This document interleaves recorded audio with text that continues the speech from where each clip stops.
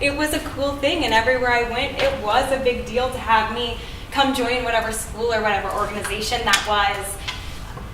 But what was scary for me, so that was the good of it, is I really clung to the job part of it. I loved the traveling. Yes, it was a whirlwind, but I enjoyed that part of it.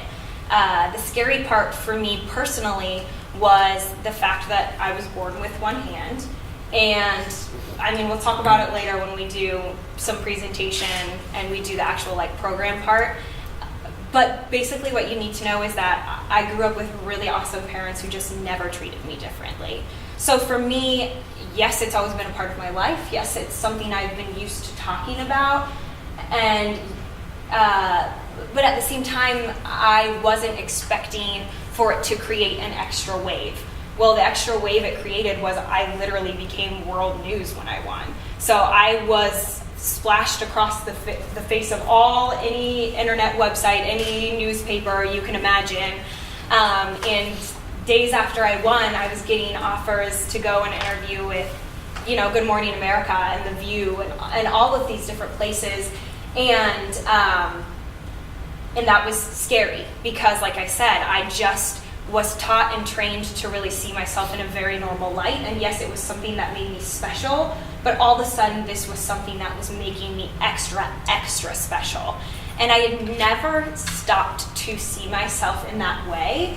And I didn't quite know how to deal with it. And then on top of that, I had parents from all over the country who had kids with some sort of limb difference reaching out to me so excited, wanting me to be amongst their lives and be with them and do things with them and go to camps with them. And whereas that was exciting and I did want to do that work, that at the same time was also overwhelming because that was a whole other world of mentorship and stepping into that, yes, I expected to step into, but at that big of a level, I just don't think I was prepared for it.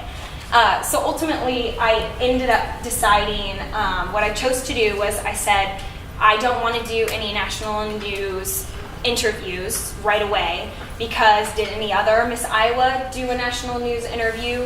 The answer is no. So I'm going to follow the pattern of what the other Miss Iowas did, and if they want to know what I have to bring, they can come watch me at Miss America. That's what I decided. I said, if my message is I'm just like everyone else, but yet I'm going and interviewing and really highlighting that, then I felt like that was very contradictory to my message.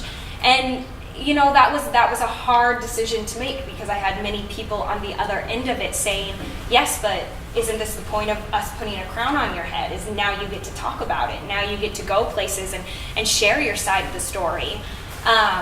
And ultimately, I don't regret the decision that I made not to, because I truly feel like that would have been copying out on the ultimate responsibility of what my message actually was.